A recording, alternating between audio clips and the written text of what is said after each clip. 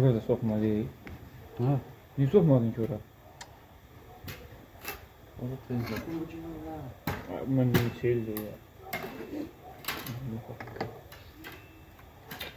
Havada. Golf'u da bundan yemiştim ya. Aa. Sana.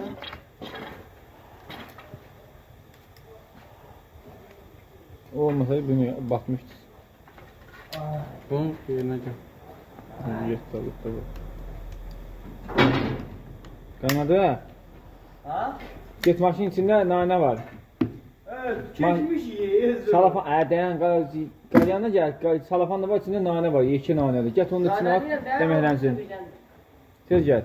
Ne yapışdan vuracağım? Getir, o nanədən yoxdur buralarda. Nereden de var? Bu bala görə artıq ya.